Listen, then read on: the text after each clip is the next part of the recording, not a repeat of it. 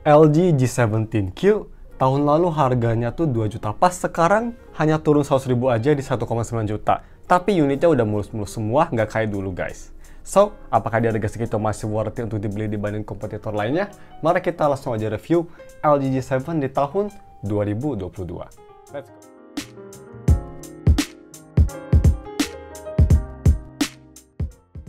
Halo guys, nama gue Stem dari StaffTech, dan ya mari kita langsung aja review si LG G17Q. Seperti biasa, yang pertama mari kita bahas si harga dan speknya. Untuk harganya sendiri, kalian bisa beli HP ini sekarang di harga 1,9 juta. Itu tuh batangan, single SIM, tapi udah ada micro SD, dan ini tuh variannya tuh yang 97% sangat mulus. Jadi ya, variannya sangat bagus. Seperti biasa, kalau misalnya kalian mau beli HP ini atau kalian ingin wallpaper yang ada di HP ini, gue udah taruh dua-duanya linknya di deskripsi. Alright, untuk harga segitu kalian dapat spek pakai chipset Snapdragon 845, terus punya layar 6,1 inci IPS 2K display, udah dibuat oleh Corning Gorilla Glass 5, ada always on display, ada NFC, masih ada headphone jack yang udah ada support Hi-Fi codec, mantap, UFS 2.1, USB Type-C 3.1 on the go, dan juga punya baterai sebesar 3000 mAh baterai yang bisa fast charging sampai 18 watt. Next, mari kita bahas untuk si desain dan displaynya. Pertama, untuk si desainnya sendiri, untuk desain belakang gue bisa bilang, memang ini desainnya tuh kelihatan desain zaman dulu banget ya, zaman sekitar 2019-2018, dengan si, fingerprint di belakang dan juga kameranya tuh di tengah gitu. Di tengah terus ke pill shape. Sekarang kan rata-rata kameranya di pinggir ya. Terus kan kayak besar banget, lensanya ini masih kecil di tengah. Cuma overall desainnya gue masih suka ya. Dia tuh warnanya juga monoton, yang gue suka. Masih kelihatan elegan dan masih kelihatan premium. Build-nya sendiri juga ini lumayan premium. Bodi belakang yang pasti terbuat dari kaca, dan juga frame samping terbuat dari aluminium yang dibikin glossy, jadi kelihatan sangat premium. Dan untuk beratnya sendiri, buatnya penasaran ya, gue tebak nih, kayaknya ini beratnya sekitar, coba kalau misal gue tebak, kayaknya sekitar 160-an. Apakah gue bener lagi? Kita coba tes. Look at that guys. Yap, tangan gue pretty much scalar on the go deh. Ini gue the master of eyeballing. Let's go. So ya, coba beda 1,8 gram ya dari prediksi gue. 161 gram.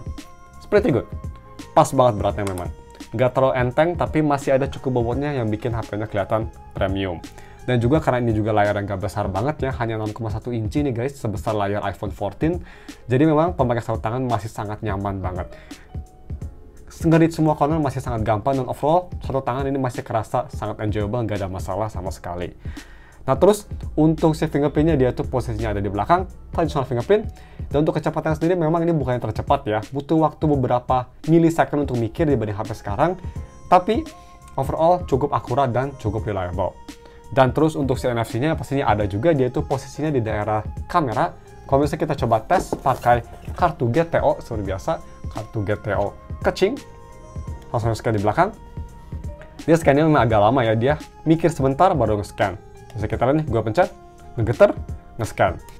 So ya, bisa kita lihat, untuk scanningnya sih masih cukup oke, cuma agak sedikit mikir lah. Ya, 9 dari 10, gue bisa bilang. Dan untuk si LED notifikasi, ini yang pastinya ada guys, dia tuh LED notifikasinya ada di notch-nya sebelah kiri. Kalau misalnya kita coba tes ya, buat yang penasaran atau tidak percaya, kita coba colokin charger. Nanti dia bakal ngecas, tuh bisa kita lihat. Dia bakal muncul ya notifikasinya warna oranye tuh lagi ngecas. Ini notifikasi berwarna. Dan untuk si kualitas displaynya sendiri, gue bisa bilang guys, ini untuk kelas IPS LCD ya, one of the best untuk harganya. Sangat bagus banget.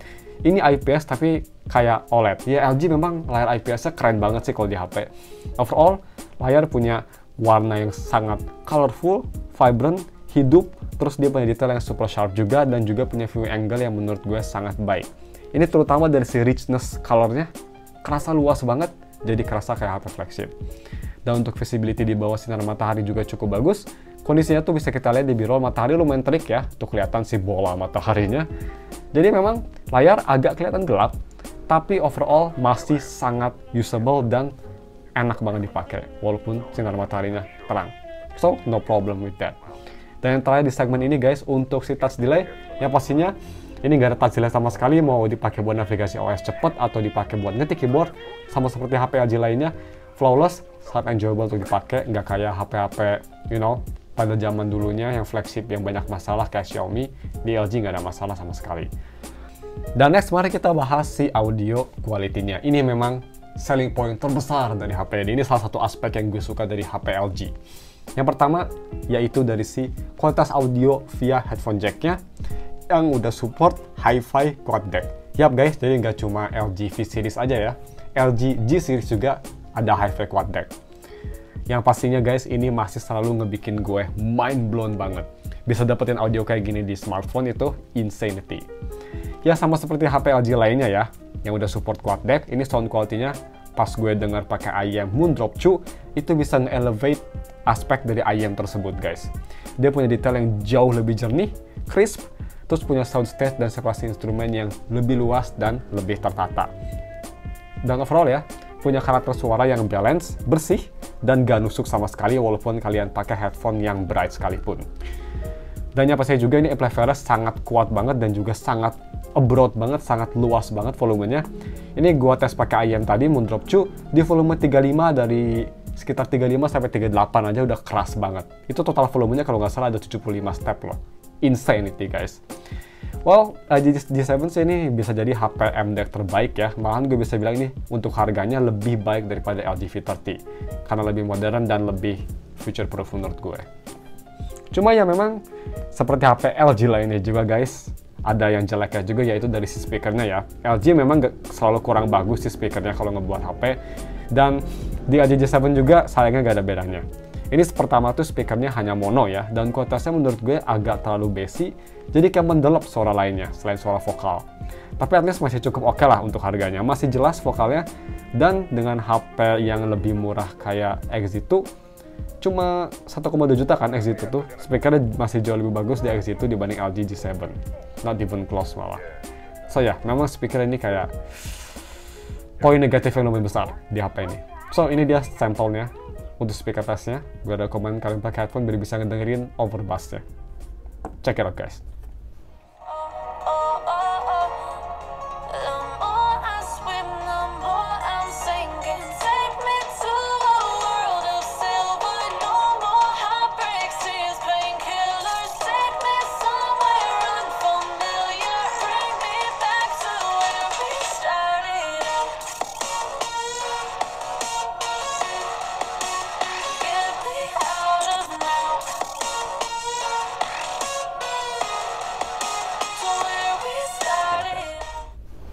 Oke, moving on ke si kamera quality-nya. Kamera belakang ini setupnya dua kamera yang sangat bagus. Main kamera 16 megapiksel f1.6 udah ada optical image stabilization, dan kamera keduanya tuh 16 megapiksel f1.9 ultra wide. Sedangkan kamera depan ini sangat mediocre, hanya 8 megapiksel f1.9 yang bisa nge-record di resolusi Full HD. Dan ya untuk kualitas kamera belakangnya ini, kedua kamera tersebut masih sangat bagus menurut gue. Apalagi untuk harganya ini masih ada bau-bau flagship banget. Dia masih punya detail yang super sharp, gambar yang sangat bersih, dan juga kontras yang akurat. Cuma memang ini dynamic range-nya agak mediocre, dan juga temperatur warna kamera ultrawide kerasa lebih dingin dibanding kamera mainnya yang lebih hangat. Tapi overall masih cukup solid. Dan untuk photo low light ini nggak ada night mode sayangnya guys. Jadi memang bisa kita lihat gambar kelihatan buram ya, dengan detail yang soft dan juga banyak lens flare dari lampu jalan. Ya tapi at least dia punya warna yang masih cukup oke lah. Tapi gue nggak rekomen sih ngambil foto malam-malam pakai HP ini. Not that good.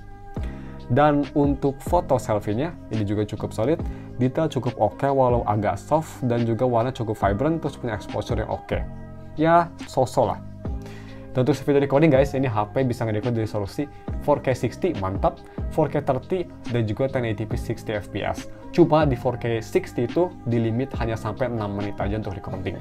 So ya, ini dia sampel videonya pakai ketiga resolusi tersebut. Check it out guys. Oke guys, so ini dia video recording pakai resolusi 4K 60 fps, almost sleep there. 6 menit ya maksimal recording kalau 4K 60 fps. Kalian bisa lihat stabilisasinya gimana.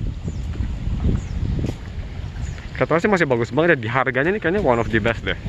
Looks pretty nice. Ada mobil lewat nih buat ngeliatin motionnya, pretty good. Dan ini untuk si resolusi 4K 30 fps. Kalau 4K 30 sih kelihatannya ini nggak ada itu ya, nggak ada limitnya, nggak sampai 6 menit, bisa selama mungkin, yang penting baterainya masih kuat. Dan ya, kita coba stabilisasinya. Sekarang kita ganti ke si resolusi 1080p 60fps yang terakhir. Oke, ini dia resolusi 1080p 60fps, sama juga nggak ada limitnya. Fokusnya sangat cepat ya, ini instant pretty much. Sheesh. Ya ini untuk video surprisingly bagus juga guys. Bisa lihat tuh airnya. Gedung sekolah buat dynamic range. Ya dynamic range biasa aja sih ya, nothing special, malah kurang bagus. Tapi anyway, stabilisasinya nih, kalian juga bisa nilai di bawah gimana kualitas audio gue. Langsung aja kita moving on ke si gaming performance. Oke, moving on ke yang lumayan strong point dari HP ini di harganya, jauh lebih baik dibanding HP lainnya, yaitu dari si gaming performance-nya. Yap, dia pakai chipset Snapdragon 845, dan gue bisa bilang ini untuk gaming performance-nya, si Snapdragon 845 di sini tuh one of the best loh guys. Gua tes main game Genshin Impact di settingan low setting, dengan frame rate 60 bisa kita lihat tuh gameplaynya kelihatan sangat smooth, snappy, dengan sedikit atau hampir gak ada sama sekali stutter. Overall mau banyak efek di layar, kayak misal burst-nya sini low, ditambah dengan bountiful call yang meledak-meledak tuh pakai Ether sih, gue pakai Lumine burst di Dendro ya, itu gameplay masih kerasa smooth dan juga masih sangat enjoyable. HP memang bakal jadi panas setelah main sekitar 15 menitan lebih, dan juga performa bakal turun ya, frame rate turun dan juga bakal ada stutter, tapi masih playable dan jauh lebih playable dan enjoyable dibanding HP Snapdragon 845 lainnya kayak si Sharp R2, S9, Exit 3 atau Exit 2 di LG G7 jauh lebih baik. Dan untuk si rhythm game ya, kayak Arkaya atau Bandori ini gak ada masalah sama sekali, difficulty tinggi sekalipun, responsif dan gak ada touch ataupun audio delay. Ya sangat solid lah seperti HP LG lainnya yang pernah gue review. Dan untuk si UI experience ini memang salah satu yang agak sedikit kurang oke ya, dia itu softwarenya hanya stuck di, kalau bisa kita ke bot phone, stuck di Android 9, bisa kita lihat security patch Agustus 2020, dan gua tuh ini LG-nya tuh LG yang versi Verizon, gak bisa diupdate lagi ya. Tapi ada bagusnya juga kenapa ini gak bisa diupdate guys, karena ini untuk performa day-to-day usage-nya masih kerasa sangat-sangat kayak HP flagship guys, mantap banget. Mau dipakai buat buka aplikasi, loadingnya walaupun memang gak secepat HP sekarang, tapi masih sangat acceptable, dan juga navigasi OS, kayak aplikasi, launching aplikasi, navigasi OS sekitar, semua masih kerasa smooth dengan performa multitasking yang cukup solid. Nah terus next mari kita tes untuk si signalnya ya. Kalau misalnya kita ke speed test, ini tuh gue pakai kartu Telkomsel, lebih tepatnya kartu Halo, bisa kita lihat Telkomsel, kita coba tes. Jaringan dapat full 4G LTE ya, cuma kadang-kadang dia tuh suka pindah ke 3G. Tapi ya untuk download speed bisa kita lihat cukup oke ya. Normal seperti HP X Intel lainnya, di sekitar 10 MB-an download speednya. Cuma kemarin di video unboxing buat yang nonton, upload speednya agak sedikit jelek ya. Coba kita tes lagi di sini apakah ada bedanya atau masih shit. Oke, coy ya memang upload speednya masih shit. Coy ini memang kelemahan dari HP ini yang kerasa dibanding HP flagship lainnya ya. Bukan HP flagship sih, sorry. Dibanding dengan HP X Intel lainnya atau HP bekas, HP 5 Jepang, whatever you say. Ini dibanding dengan HP tersebut tuh, ini upload speednya kerasa jauh lebih lambat. Tapi overall, at least dia sinyalnya masih bekerja dan gue nggak pernah ada masalah sih untuk nonton YouTube atau streaming kayak gitu-gitu. Cukup oke. Nah, terus next yang terakhir mari kita bahas si battery life-nya. Ini baterai memang agak kecil ya, 3000 mAh, tapi untuk size-nya sih masih cukup oke. Dia bisa fast charging sampai 18 watt. So, untuk karena baterainya LG G7 juga menurut gue masih cukup solid banget guys. Dia masih bisa bertahan full 1 hari dengan pemakaian yang enteng. Sudah biasa hanya sosial media dan nonton YouTube aja. Sosial medianya tuh gue kayak Instagram, Pixiv, dan Twitter. Dan untuk nonton YouTube-nya tuh YouTube video dan juga kayak anime kayak Gogo anime gitulah, website you know yang di browser if you know what I mean.